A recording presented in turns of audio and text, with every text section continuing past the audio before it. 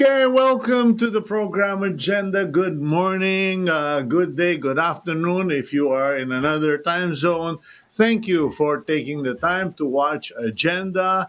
And to those of you who are watching Agenda via Cignal Play app or on Cignal itself, channels 8 and 250, marami pong salamat. Umabot na naman po tayo to another Friday, and let us be thankful that we actually completed the week and we have a weekend to look forward to, kasi nowadays people are already being productive, already keeping themselves busy. So this weekend, have a Sabbath, take a break, and enjoy the weekend. But to get the day started, I'm just reminding you that today is October 1, 2021. It is also the day when the filing for certificates of candidacy for people seeking political office are going to join in the election has started. In fact, I will be reading about that partially in the news from Philippine Star. But for today, we chose a Bible passage that please bear in mind. We are not, or I am not trying to be preachy, I am not trying to be spiritual, but I believe it is something that all of you need to keep in mind, remember, and kung pwede lang, memorize po. Okay? Ito pong babasahin ko ay isang bagay na mahalaga pag kayo ay kinakamayan na, inaakbayan na, kinakamusta na nung mga politiko. Okay? So let's go to the daily starter for the day. And here it goes. Watch out for false prophets. They come to you in sheep's clothing.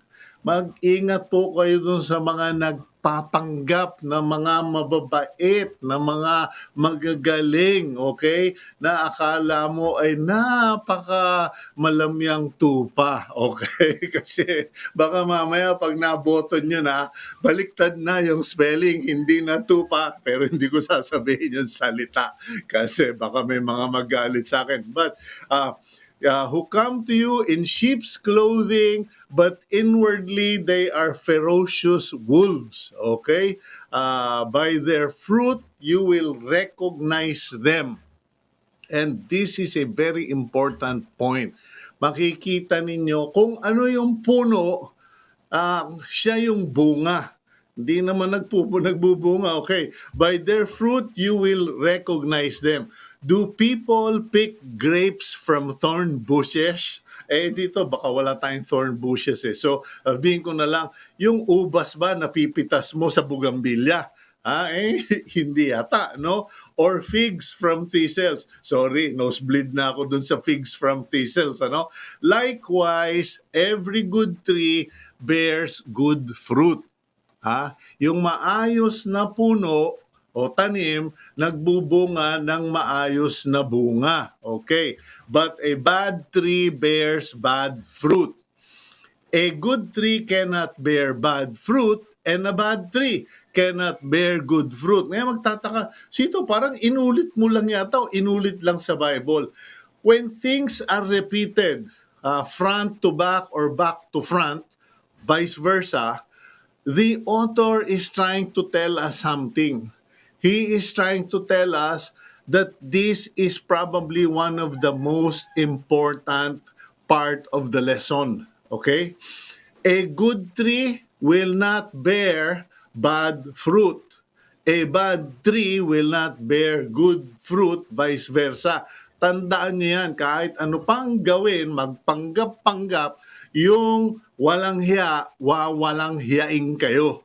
Yung matino, re-respetuhin kayo. Okay. Now, every tree that does not bear good fruit is cut down. Totoo naman, di ba? Dito sa aking munting paraiso dito, may mga puno na pasaway. Taon-taon pinafertilize mo, taon-taon pinapausukan mo, taon-taon pinuputol-putulan mo para umunlad, gumanda. Taon-taon naman tinitipid ka ng bunga. Sabi ko, ayan, hayaan nyo na yan. Huwag nyo nang pag-aksayahan ng pera yan. Huwag nyo nang pag-aksayahan ng panahon. Why? Because, even in the Bible, it says, if a tree is useless, you cut it down. It becomes more useful as firewood. Jesus Christ, when he looked at the fig tree, walang bunga, sabi, wala, you are better off dead. O after an hour or two, pagbalik ni Jesus, patay na yung puno. Kasi ganun talaga eh.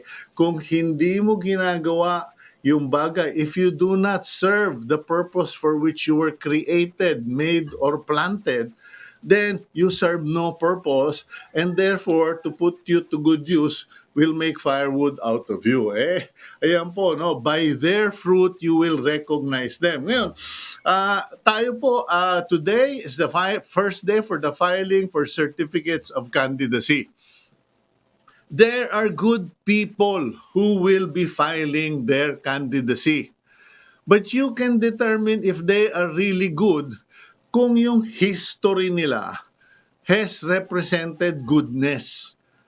If they spend their own money, if they really care for the small people, or they really do their job. Kasi yung iba sa inyo, boboto niyo yung congressman para maabutan kayo ng grasya. Ang trabaho po ng congressman, ng senator, is to make laws, gumawa ng mga batas para maserbisyohan kayo ng pamahalaan. Ang dapat magdala sa inyo ng serbisyo na yon ay si governor, mayor, si barangay captain, si vice mayor. Hindi po si congressman. Dahil kung si congressman na nag-aabot, hindi po yan namimigay, namimili po yan. He is not giving, he is buying. I'm sorry, I am calling a spade because I hope that by the end of this electoral process in 2022, you can at least say, Cito was right. Cito taught us, Cito shared with us, Cito gave us wisdom from the Bible that we can do the right thing and make the right choice. Kasi alam nyo po, yung sinabing ravenous wolves, yung mga timawa, yung mga sakim, okay? Ang kakainin nila, lalapain nila, ang lalapain ng mga asong ulol, kayo. Parang yung asong may rabies, hindi namimili yan. Basta may inabutan sa kalsada, kakagatin. Okay, so be careful because you will be dinner if you do not make sure that these wolves are excluded. Okay, yan po, no? Now, let's go.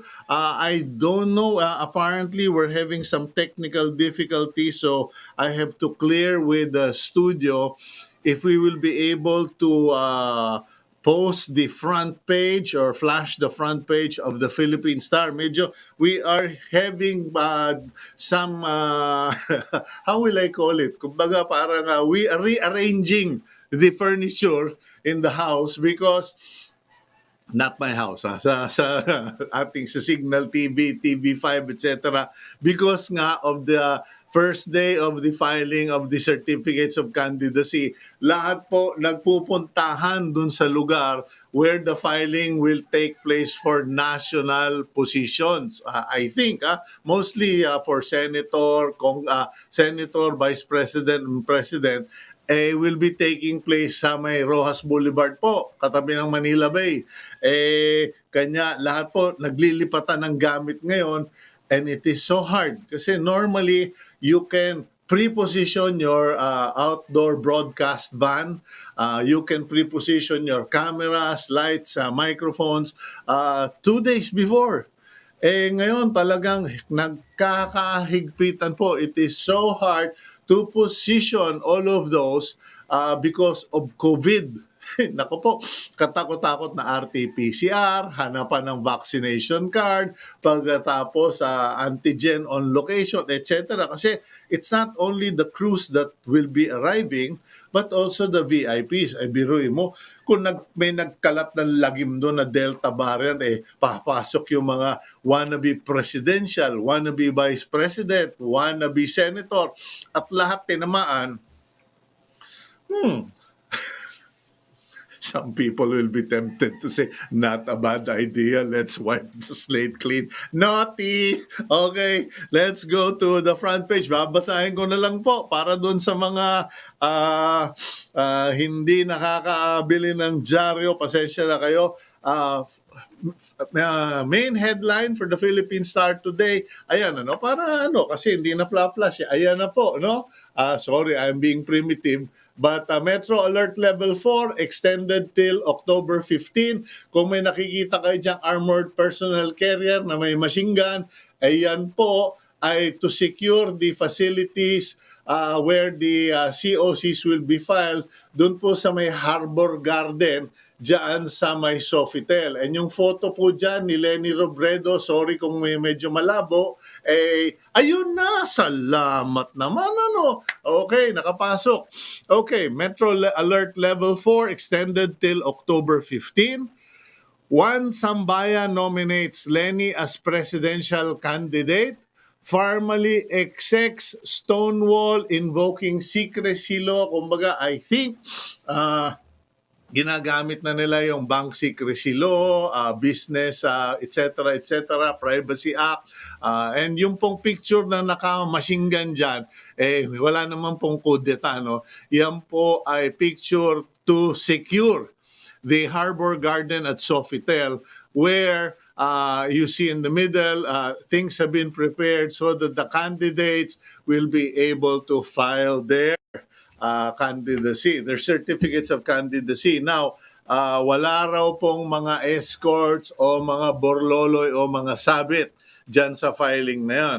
Then, in the lower half of the Philippine Star, it shows the survey done by Pulse Asia, Isko Moreno on top of Sara in one-on-one race. Kung magwa one-on-one race daw ngayon si Isko at saka si Sara Duterte, ang mananalo o llamado ay si Isko Moreno. Okay. Pero hindi naman kandidato si Sara Duterte as far as she's concerned. Bakit ba nyo pinagpipilitang busitin yung ale? Okay. And then the photo on the other below Isko is a photo of President Duterte joined by Sani Dominguez, Pasig Congressman Roman Romulo, Bongo, Secretary Mark Villar, Secretary Salvador Medialdea, and Taguig Mayor Lino Cayetano, formally opening yung Loton Santa Monica Bridge, Yan pong Loton Santa Monica Bridge, yung nagkakabit ng BGC papunta raw Ortigas. Ang kanila, BGC to Ortigas, para raw yung mga businessmen mabilis makaka-commute. Pero ang nasagasaan, yung lugar namin, yung Kapitolyo, kasi doon dinaan yung traffic, nananahimik kami, tapos doon dinaan. Ang dami naman pwedeng daanan, pero wala, pinagpilitan, wala tayong magagawa. Nabaraso kami, sorry na lang. Okay, and bottom part, other photos, you have a photo of the new president of United Asia Automotive Group and manufacturer and distributor of photon and cherry vehicles, si Errol Dueñas. Okay, congratulations. Tally of votes, okay. Ito, malungkot. Kahapon, di ba, nasa 12 na. Tumaas na naman po from 12,000 yesterday. It's now back up to 14,000 new cases. And the number of deaths, well, a little lower than yesterday. Yesterday was, I think, about 190 something. Today, it's 130 people dying from COVID as of yesterday. And yung pong photo na yan, sa kanan naman, si Hidelin Diaz, okay, kasi yun ang banggit nila sa Bisaya, Hidelin Diaz, okay, with Jose Santos III, artist, yung bioceramic art, and nilaunch ng yung model na si Hidelin ng Swatch Watch. Okay, congratulations to Swatch Watch. Okay, yun na po. Those are our news from the front page of the Philippine Star. Pasensya na po kayo, sinisipon ng Kuya Cito because it's getting a little cooler in the evenings here in Lipa. Okay, Lipa City, Batangas. Okay, today we invited two gentlemen because naisip ko lang, nagugulo na sa akin yung team agenda, naisip ko lang, filing of Certificate of Candidacy, di kumuha tayo nung veteranong, naging, kumbaga veterano, pero retired daw na politiko and someone who has a grasp of the history of the Philippines. Siguro political history na rin, no? So allow me to introduce our first guest. Dalawa sila, sabay. First is a broadcaster, senator from June 1987 to 1998, authored the Laws on Generic Drugs and Medicines Act of 1988.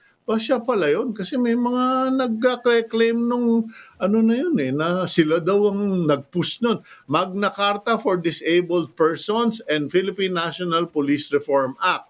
He served as Defense Secretary twice, June 1998 to January 2001 under the Estrada administration and January 22 to 25. Ganun kaigsi, 2001 under the Arroyo administration, broadcaster, professor, and talaga pong a treasure trove of experience and knowledge. We have Orly Mercado. Hi. Good morning. Bossing! Good morning. My remarks will be shorter than your introduction. Sorry, kasi alam mo, Kuya Orly, tinuturo ko yan sa Development Academy of the Philippines. If you want your audience to understand why you got this person as a guest, you have to explain the authority from which they come from. Okay. Now, next guest is an associate professor of the History Department at the De La Salle University, Associate Director for Drama and History at the Bienvenido Santos Creative Writing Center, also in DLSU. He has a PhD in History from the University of Santo Tomas. He is an author, editor of several books on history and theater. His book, Ciudad Murada, A Walk Through Historic Intramuros, won the National Book Award. Ang dami pa po niyang mga awards, pero introduce na natin Professor Jose Victor Torres of DLSU. Professor, good morning. Good morning. Good morning, Ka Cito. Good morning, Ka Orly. Two persons I admire most in our history because you are the people who made history. Magandang umaga po sa inyo. Hi, good morning. Good morning. Alam mo, ninenervyos ako doon sa sinabi ni Professor Ka Orly. Two persons in our history. Ganun ba tayo katanda? Pinapatanda mo kami. I was a fan of your father, Ka Cito, when he was still Yun ang contemporary ko. Oo. Pero hindi kita tatawagin Tito Orly, baka masabok ako eh. Okay. Senator Mercado, if I may, because I want to put it in context, you are a two-term senator, you were defense secretary. Now, today is the first day of filing. Marami ang pupunta. Yung bang mangyayari dyan sa may Sofitel, Ka Orly, is that going only for national positions? Alam mo, talagang kung iisipin mo, talagang marami na nagbabago eh. No? Yung filing ng, noong araw talagang piyesta namin yan eh. It's always a big, you make a big show of everything. At saka noong araw, pagpupunta na ka sa mga tao, filing mo huwag kang magdadala ng alcohol. Kasi kakamay ka ng mga tao eh. Pag nagdala ka ng alcohol, ang ibig sabihin niya, nandidiri ka. Kaya pambawas ng boto yan eh. Kaya beso-beso, yakap-yakap, halik ng mga bata, talagang that has changed totally. And today, whether you're filing for the national or for the local in the COMELEC offices, etc., there is no more hoopla. Nawala na yung isa. Pero ito, portents of things to come. Talagang mawawala na yung malalaking mga rallies. Ito ng mga pandemya natin hindi naman biglang Pag sinabi ng COMELEC, mawala ka, mawawala yan eh. Kaya importante na tayo ay nag-a-adjust na sa mga pagbabago. And the Yeah. role of media and also social media is very, very important. Okay, just so that our viewers understand what it is like. Ayan po mga kaibigan, what we are showing right now are live shots from the Harbor Garden tents of the Sofitel Hotel dyan sa may cultural complex. Makikita ninyo grabe, ang distance more than 2 meters sa mga silya, lahat nakamas at napaka-solemn. Parang nagpa-file ka ng iyong income tax. Professor, matanong naman kita, no? I'm sure you have been observing all of this, and as far as this process is concerned, is this significant or parang kumbaga pagbubukas pa lang ito ng pinto, historically speaking, what can you add to this? Actually, kasi dito sa ating pagpa-file ng Certificates of Candidacy, dito na natin nalalaman talaga yung listahan kung sino yung mga tatakbo at sino yung mga may balak tumakbo. No? I mean, although it is not sometimes a permanent record, no, that the candidate is going to be to be in that position when he's going to run, no, nandun pa din yung assurance o yung pagpapakita sa mga tao na natatakbo ako. No, at ako yung magiging kandidato para dito sa mangyayaring proseso ng presidential election, senatorial, no. And it gives the an assurance, no, that probably these people are willing to become public servants, no, public servants with positions, no, that is that's basically would make them feel that they were chosen by the people, no? Okay. Marami rin na consequences na pwede mangyari kasi hindi lalo na sa panahon ngayon ng pandemic, hindi na maipakita masyado yung mga dami ng supporters tulad na sinabi ni Orly, na dudumugin talaga yung mga tao yung harap ng COMELEC dati dun sa palasyo, di ba? Pulo parati yung Plaza Roma ng Manila Cathedral. No, ngayon my wife works at the CCP ngayon. Nagulat siya talaga alas 4 pa lang ng umaga, ang dami ng tao kaagad na naka doon. Tipong every precaution against the pandemic now is thrown away because even though you want to keep people safe, no, andun yung enthusiasm ng mga tao eh. So, Para sa kanilang mga you're kandidato. telling me, based on the account of your wife, yung nakikita nating live shot, yun yung clean shot, yun yung all health protocols being observed, pero sa labas ay kagulo raw? Hindi man magulo, but ang dami daw tao. Ang Kasi daming mga tao. supporters Okay. pa rin, no? Nag-attend pa rin yung mga supporters. Okay, now, Orly, you said earlier, this was like the fiesta. Every time it was the day for the file or the week for the filing of COCs, it was always a fiesta. Did it evolve into a fiesta as a show of force? And how does all of this now affect the impact of the election ngayong hindi mo makikita yan na, marami ako mga hakot? Talaga, nung umpisa ako, nung nagsisimula ako sa politika, lagi sinasabi, file tayo, punta na lang tayo, simple na lang, etc. Saan magdadala tayo ng mga tao? Hindi pa naman eleksyon.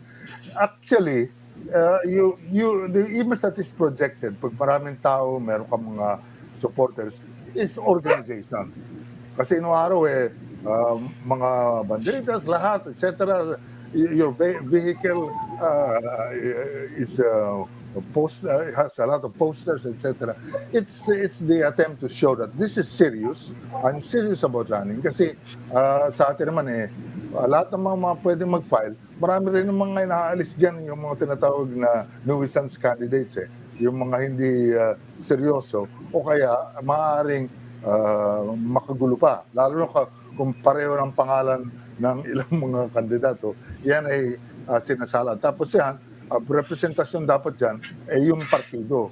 Pero sa atin, ang political parties ay they are not institutions that are well-formed. Kaya nakikita natin, nagkakaroon ng mga iba't ibang mga problema, nagkahatian, faction, etc. But be that as it may, the projection when you file and you're organized, you have people around you, is that you're a serious candidate. Okay, Professor Torres, free for all itong conversation natin, ano? Hindi naman ito hindi naman to firing line, ano? Ang tanong ko lang dito, nabanggit kasi ni Senator Orly or ni Ka Orly, yung bang nuisance candidate.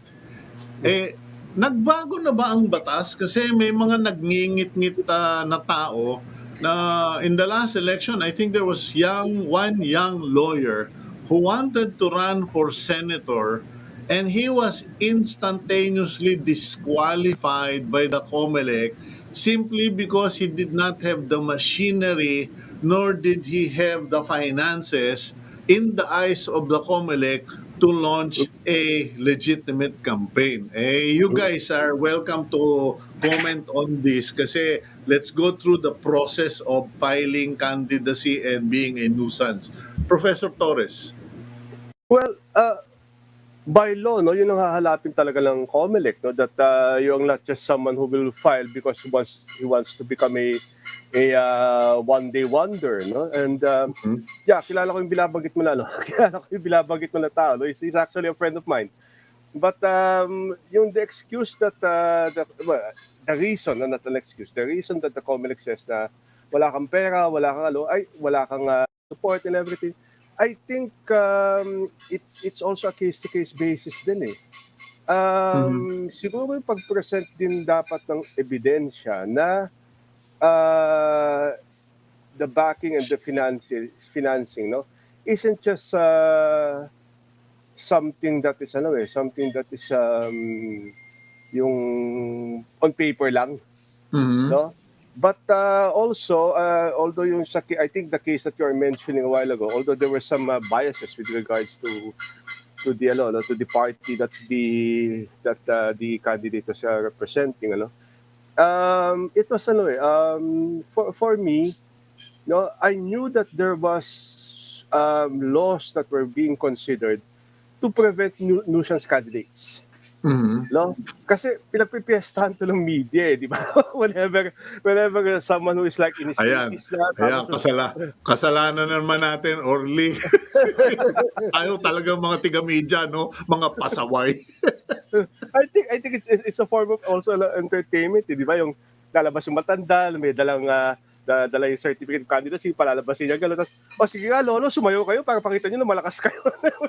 Okay. Anyway, but in all seriousness, Ka Orly, in all seriousness, nuisance candidate, okay? Kasi, if you want to talk about nuisance candidates, in the last 2 weeks alone, I've heard of political parties that I thought were either long gone, dead and gone, or were suddenly like Lazarus resurrected from the dead. Sabi ko, ano to? Hindi ba mga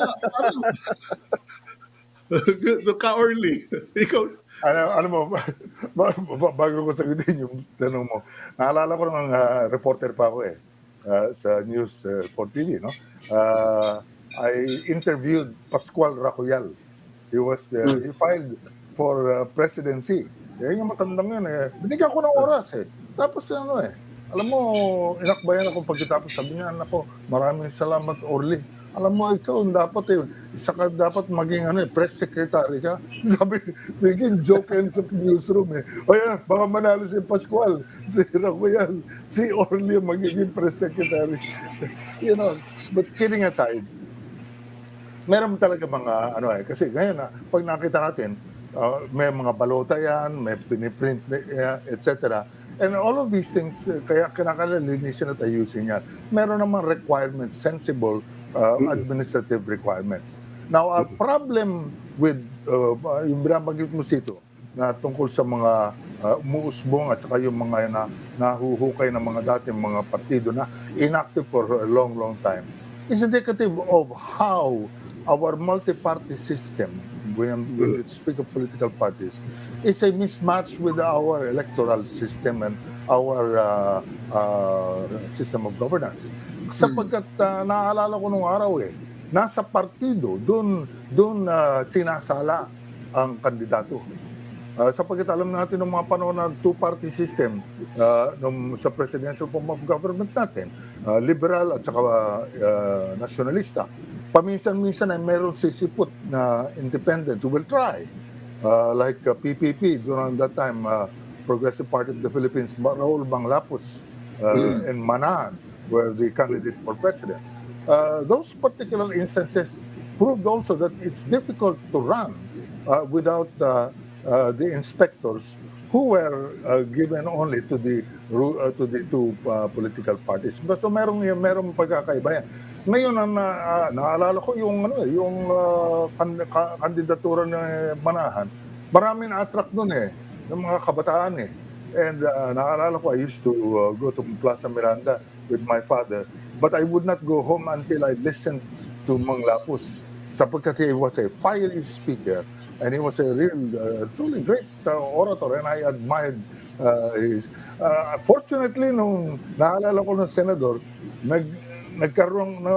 magkasama ko for a short period of time before he became Secretary of Foreign Affairs. Foreign Affairs. But with that as it may, kinukwento ko ng mga bagay-bagay na ito. Pag nakita mo yung mga developments na yan, napaka-importante dapat yan asikasuhin ng susunod na Pangulo. Tumawag ka ng isang constitutional convention, pahalal mo na, paayos na natin yung mga amendments sa ating saligang batas para maayos natin. Importante na sa pamamagitan ng saligang batas, with constitutional requirements, we can institute and strengthen the party system so that the party is a true political party with a ideology, with a platform of government, with discipline for people so that it suits parties from liberal to conservative or ano. Ay, meron ka na dapat pinaniniwalaan yan ang napaka-importanting reforma sa ating bansa. Naalala ko, the last sentence ito, naalala ko nung araw si Jess Bigornia, at saka yung kapatid si Amang Bigornia. Bagong kaalala ko, sabi sa akin, Orly, ipaglaban mo yung political party system natin yan. And I still remember them every time I talk about this issue. Okay, let's go for a quick break, gentlemen. Prof, we'll just go for a quick break kasi baka hindi ako masweldohan. pero pagbalik natin, your turn. We'll be right back here on Agenda. Thank you.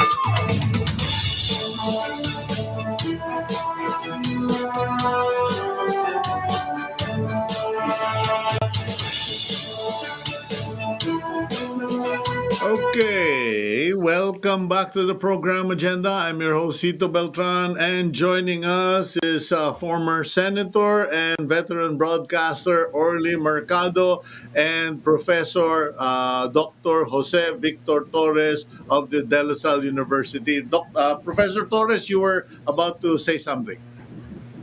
Yeah, Kasito, no? Yung dagdag lamang doon sa sinabi na ni Ka Orly, no? Kasi baka nagtataka rin yung mga nakikinig at nanonood sa atin kung sino yung Pascual Kakuyal na yan. I didn't actually know about it hanggang sa bilanggit sa akin ng paloko ni Lloyd de Vera, no, na sinasabi sa akin, boto natin si Pascual Kakuyal. Then I did some background research. Mula pala ng Commonwealth, ano na pala yan, perennial presidential candidate na every time there is a presidential he would file his candidacy and everything until probably if he didn't die, I think in the 1970s yata Orly, no? Baka hanggang ngayon tumatakbo pa rin yan. Gusto pa rin Yeah, niyang but maging, gentlemen, yeah, ah, gentlemen, let's not make light of the fact that even Abraham Lincoln ran and lost so many elections until he became yeah. president in the worst Oo. time of US history. And dito sa ating mundo ng mga beauty pageants, aba, ay usong-uso na yung mga try and try again, di ba, Ka-Orly? Okay, anyway, Yeah. go ahead, Prof. Yeah. Sorry, the other point is yung sinasabi ni Orly na kahalagaan ng political party. Kasi naalala ko dati yung unforgettable words niya, ni Arturo Tolentino, when he was being interviewed about the political system before. Sinasabi niya, kapag lumipat ka ng partido, ostracized ka na. Kasi it means naki-question yung loyalty mo. Na if you can do it to another political party, pwede kang gawin mo rin pa rin dun sa political party na pinaglipatan mo, no? And probably ang nawawala sa akin na napapansin ko ngayon dito sa ating mga political party, yung talagang leadership na susundan ng tao, susundan ng mga kapartido, no? If you would just just give me a little time lang. Yung kinwento sa akin before nung in-interview ko si Doy Laurel, he was telling me kasi si Ramon Magsaysay who we respected always as a president, lipat yan eh. Tumawid yan ng partido, no? He was supposed to be liberal pero nakaaway niya si President Quirino. Lumipat siya ngayon sa nationalista, tatakbo ng pangulo. Pero ang mga umaayaw, yung kagrupo nila Senator Puyat. Kasi sabi, tagalabas lang yan and everything, no? When they finally had their big meeting dito sa bahay sa Mandaluyong ng mga Laurel, and the old man Jose Laurel was listening to both sides. After hearing all of the arguments, ang kwento sa akin ni Doy Laurel, tumayo na lang daw yung tatay niya at sinabi niya, kompleto pa daw with removing the cigar from his mouth, si Monching ang tatakbo para sa nasyonalista. Yun ang sinabi, wala nang kumibo. It's that kind of leadership I think that is needed right now in some parties. Yeah, but That, well, good that you mentioned that, Professor, and Ka-Orly, please give your million peso worth of advice here. Kasi dati, it was always about the man or the woman. Kumbaga, leadership, as according to Professor Torres. Ngayon, parang it is about popularity and parties no longer represent a party platform. There is no limitation to parties. And ang nangyayari pa nga ngayon, it is about, patronage and dynasties. Ka-Orly, what should people know and remember? Kasi maganda yung mga inputs ni Professor Torres na yung the history of personal politics. Well, talaga naman sinasabi, very personalistic ang Pilipinas. Yung mga Pilipino. Our loyalties are to individuals and not to institutions. And maybe that's also one of the reasons why, I'm not saying it's the only reason, one of the reasons why we are not very good at building political parties and without building institutions.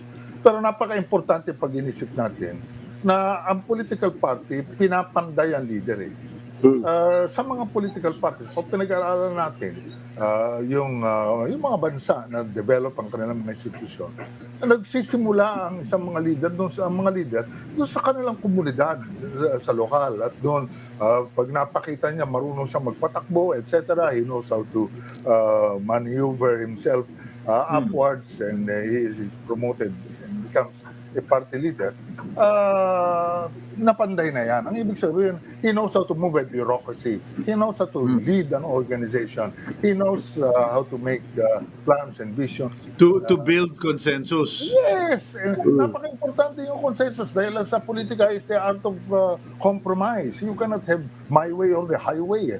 Talagang sa lahat ng, kahit na sa batas, you cannot hindi pwedeng sa yung desire lang because there are competing interests that will always be at play. Kaya yun ang yun ang nawala sa atin Ngayon, anybody who's popular can jump into the fray. Even if he may be It may be a nutcase, pero that's very hard to prove. And many nutcases get elected. Psychopaths. Pleasant company included. So, napaka-importante na ang nangyayari dyan, meron tayong discourse, debate, pag-uusap na mas mataas ang level kaysa sa personalidad. Ano bang gagawin mo? Ano plataforma mo? Okay, yan itong sinasabi mo, makamahirap pa lahat. Okay, ano, how would you solve the economic problems? What are the indications that you have done, you can do it? Where do you go? Kanina nabanggit mo Cito. Okay. Ano ba ang pinanggalingan nun, di ba? Yung pinaghuhugutan. Nabanggit mo yung, what you call this, yung generic sack. Me personally, I seldom mention, but sa amin, ang respeto namin nasa principal author lagi ng isang batas. Kasi maraming mga co-author naman dyan. At saka sino yung nakipaglaban, lalo na kung nung binabangga ng pharmaceutical industry, kasama ang Philippine Medical Association sa isyong ito. That's part of history already. Pero na lahat ng yan nakalagay doon sa sa debate, sa deliberasyon ng batas. Pero tayo, we hate history. We are not respectful of history. Yan ang problema. Okay, ngayon, ang tanong ko lang dito, because mag-eleksyon na, and then ay magkakampanya na, tapos eleksyon, and then maraming tao, marami pa rin Pilipino sasabihin, hindi ko alam kung sino boboto ko. What pointers or lessons can both of you, starting with you, Professor Torres, can impart para sa mga botante natin? Kasi sabi nga ni Ka Orly, pag-aralan niyo yung history. If you listen to my introduction this morning sa Daily Starter, I said, tingnan ninyo yung puno, obserbahan nyo kung ano yung binunga ng puno na yan, kasi kung walang binunga, kung hindi masama o kasakiman, silaban nyo na. Now, not being an anarchist, Professor well, God forbid I become president, you will have a dictator. Anyway, Professor Torres. Well, ang importante siguro first and foremost is voters' education. No, unfortunately, this is the function of the COMELEC, which is supposed to do that. But of course, they're busy with a lot of other things right now, especially with the registration of the voters. Yeah, but Professor Torres, when you say voters' education, kasi in the Philippines, it's a confusing term. Inaakala ng ordinaryong mga katumpukan ko din sa barangay na pag pinag-usapan voters education, paano bumoto, saan boboto, paano i-fill up yung boto. I think you are referring to voters education, meaning knowing the background of the parties and the personalities running, di ba? Yeah. I think one of the things that we are not aware of, we are even lacking today is ang laki ng information technology natin. The internet is there, the websites are there and everything. What is stopping from, let's say, a centralized government system to show you all the candidates? I mean, kung ang laki ng budget nila for a election and everything, why can't you put it as part of for the voters? Kasi I mean, let's admit it, even the most medyo naghihirap ay naka-cellphone na. And they can access everything on a cell phone. What is stopping them from using the technology that we have right now to put everything with regards to elections? And you have to tell the people, you really have to tell the people, that these are the things you are supposed to know, these are the things you are supposed to do, and these are the things you are supposed to be working on. Di ba? Hindi lang naman gobyerno ang mag-aandar dyan. Nandiyan pa rin naman yung LGU Nandiyan pa rin yung mga natin mga non-government, mga NGOs, no? It is people would work together for a centralized system in which candidates and anything about the election can be done. And this is probably, because it's just wishful thinking, but it can be done, probably, no? But Yeah, sorry, anything Professor from the Torres. election. I don't want to I don't want to ruin your optimism Sige. in life. Pero kung lang sa contact tracing hindi sila magkasundo. Diyan pa sa centralized information program na tinamaan ng ewan. Okay, Ah, pero Ka Orly, you're in media. You and I are in media. You've been a long time professor of media. There have been many attempts of media entities, networks to present the candidates and the parties to the public.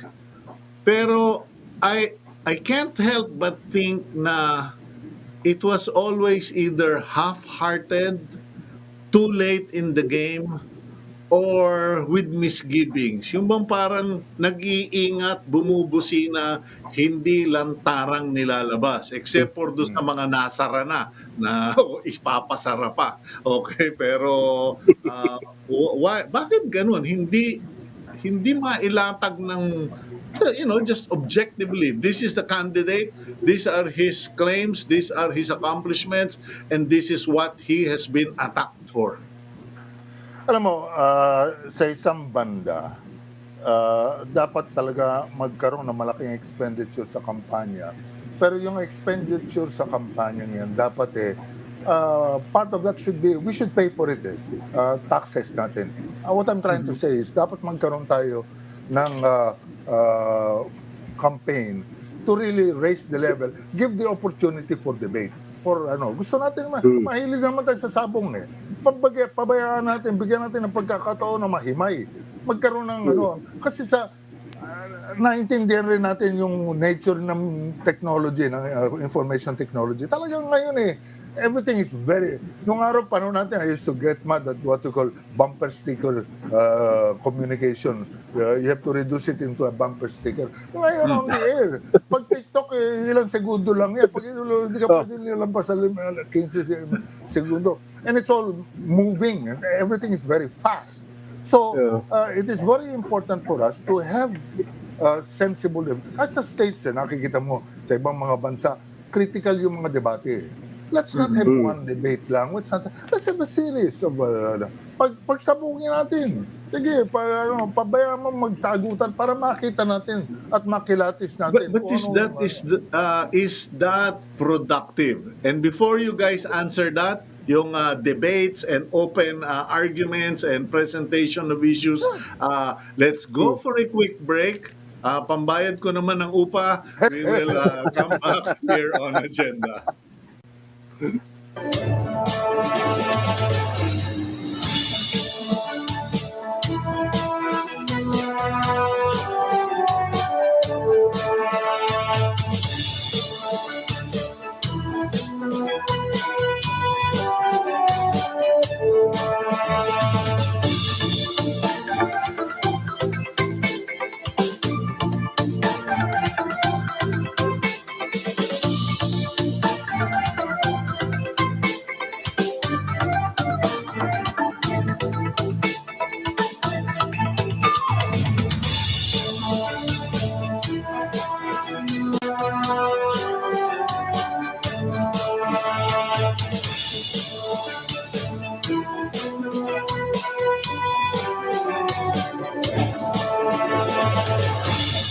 Okay, welcome back to the program Agenda. I'm your host, Cito Beltran, and with us this morning is former Senator Orly Mercado, broadcast veteran and professor, and also De La Salle State University, De La Salle University, mo ko na sabihin State University, Professor Dr. Victor Torres, Jose Victor Torres. Okay, gentlemen, Orly, you pushed or propose that we should have a series of debates.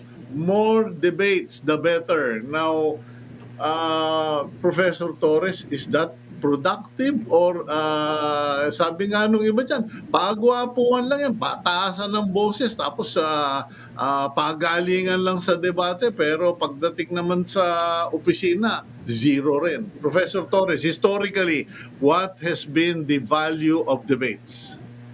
It will show that the candidate is ready for to whatever task that he is supposed to face when he or she becomes president or becomes a leader of the land, ano?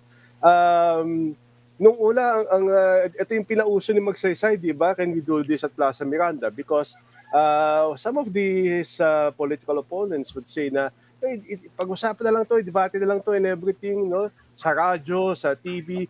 But the media at that time, yung radyo at TV, lang yan, it's for many people at that time, it's just something electronic eh. But if you place these candidates now on a platform, on a stage, facing each other, facing the people in flesh and blood, doon mo makikita ngayon yung tunay na pagkatao. Doon pala nagsimula yung the phrase, can you defend that in Plaza Yeah. Miranda? Kaya Magsaysay yun. Hindi ko alam. Okay. Ka-Orly, ikaw, ano ang reaction, depensa mo dito? Kasi, in recent debates, pati tayong media, yung mga nag-host, tinatablan ng mga nagdedebate. Parang, teka, hindi, moderator lang yan, ba't nyo dinadamay sa basag ulo ninyo? Pero talagang importante naman para sa atin na nabanggit mo kanina, track record eh. Okay. Very important yung track record. Kasi, hindi naman pwedeng sumulpot ka nito ng ganito, biglang, okay, I want to be president. You're getting a chief executive, the top corporate, ikaw ang chief officer na lahat magpapatakbo ng ang buhay ng isang mahigit 110 milyong Pilipino nakasalalay sa mga desisyon mo eh. Napakalaki ng poder ng Pangulo. We have the right to, it is our responsibility to help understand. Alam natin na talagang people get distracted by side issues, etc. But we want to know. Ano yan? Sasabihin ko sa iyo, isa sa mga alam mo, Mascom nagturo ako, Policy, Public Ad, pero nagtuturo rin akong MBA courses eh. Alam mo, hindi naman ako nagpapanggap, pero ako naman meron namang konting pinag-aralan at saka karanasan dyan. Isa sa paborito kong statement sa mga executive na tinuturuan ko, simple. Pagdating ng pagkuha ng tao, lalo na kukuha ka ng CEO, hire on character, train on skills. Hire on character, train on skills. Yung skills, yung kagalingan ng mga ganito mga technical knowledge, etc. You can buy, you can have some assistance to do, you can attend seminars, etc. But your character, what kind of person you are, is critical. Because when a crisis happens, we will depend on your strength of character. Napaka-importante niyan. Pero hindi mo naman masasabi, ma-judge yung character on the basis of what his claims. You can study what he has gone through. Doon sa mga, naging kilos niya, nung naipit siya rito, etc. Kasi lahat naman tao, hindi naman, SWOT analysis, may strength, may opportunities, may weaknesses, may threats, etc. Alam naman natin yan eh. But the point is here, the very important here, is that what did he do when he was in crisis? Then you can give him hypothetical problems also. Ako pag nag-i-interview ng tao, bigyan mo ng hypothetical, what would you do in this case, etc. Saan ka pupunta? Bakit? Okay. Magbigay ka nga sa akin ng hypothetical question ka, Orly. Pati ikaw, Professor Torres. No, because people will have an idea what to ask. Because somebody asked me those hypothetical questions the other day. If China attacks Taiwan, what will you do? If COVID explodes in the Philippines, what will you do? So, ako sinagot ko. Okay? And I got Hindi the na point. hypothetical yan, talagang totoo yan. Oh, well, exactly, di ba? Anong hypothetical question pwede nating ibigay para ma-determine o ma-google ng mga kaibigan natin o mga tigapanood natin kung ano yung tatanong nila? Probably what will the country, what are your plans for your country after COVID? Okay. Ikaw ka, Orly. Alam niyo, napaka-importante yun ang sinasabi ng ating kasamang professor. Because Eh, sorry ka, Orly. Ayan pala, Bakit? si Manny Pacquiao, nagpapile na. Si Lito Atienza, nagpapile na. Diyan sa, ayan, diyan po sila sa filing of certificates of candidacy. So you have Manny Pacquiao there on the bottom right wearing maroon and assisted by the COMELEC clerk. And then, ayun po si Lito Atienza as his running vice president. Ba, Of, ay, Ha? eto, nakasulat dito, ano, VP ni Pacquiao si Atienza. Okay, na-shock si Ka Orly. Your reaction, Ka Orly. actually, mahabang experience ni Lito. Ah, We were together in the 1984 elections. Kami mga opposition na nanalo sa mm, Metro Manila. mm. Marcos pa noon, pero nag-umpisa na yung PDP laban at saka yung Unido laban. Yeah. Nakasama ko si Lito. So they have long history as well. Now you, Professor Torres, kasi pasensya na, gentlemen, kung election lang ito, 6 na oras tayo magsasama. Pero dahil regular day pa lang ito, we're down to last 2 minutes or 3 Ah. minutes. Professor Torres, what is your reaction to this Pacquiao Atienza tandem? Frankly, I have my reservations about Manny Pacquiao because as Ka-Orly said kanina, if we're basing our candidates on popularity, that's going to be, another big question is who's going to run the country. Di ba? Okay. I mean, when he became senator, he enrolled in DAP and everything, but that's not enough. You have to have that experience. As Ka-Orly also said, Lito Atienza, medyo veterano na yan talaga, no? Ever since the laban batasan elections before, no? But ngayon, pag si Manny, between a veteran and a neophyte, who do you think will run the country now when the hypothetical incidents or action or the incidents will happen? Well, that's a good question. That's a good question, Professor Torres. I give the floor to Ka Orly. What's your response to that? Between a veteran politician as vice president and a neophyte politician as president, does it follow that Atienza will end up calling the shots or forming the direction of that government if it takes place?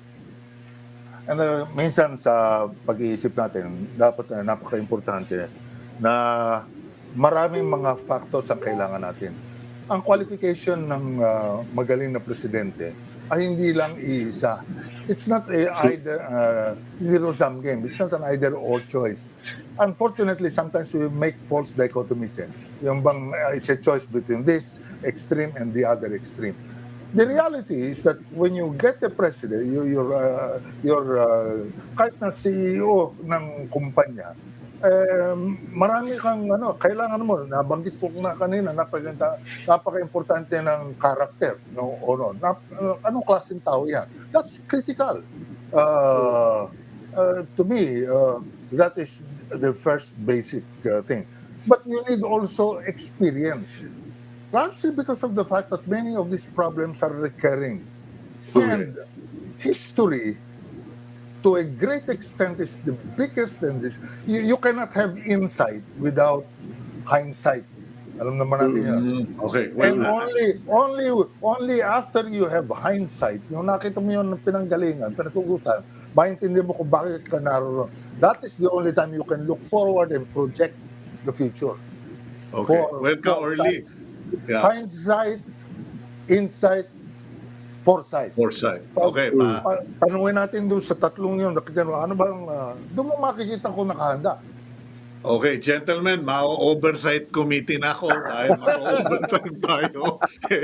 Thank you very much for your time today, but I will remember this, and ladies and gentlemen, remember, choose on character, train for skills, look for someone with foresight, preferably with hindsight, and with insight. Thank you very much, Professor Torres, Ka Orly. Salamat po. God bless both of you. There will be a part 2. Thank you very much. I'm Cito Beltran. thanking you for joining us this week, joining us today. God bless you, and the Lord bless you and keep you. The Lord make His face to shine on you and be gracious to you. The Lord lift up His face toward you and give you peace. Maraming salamat po. Keep it here on One News PH.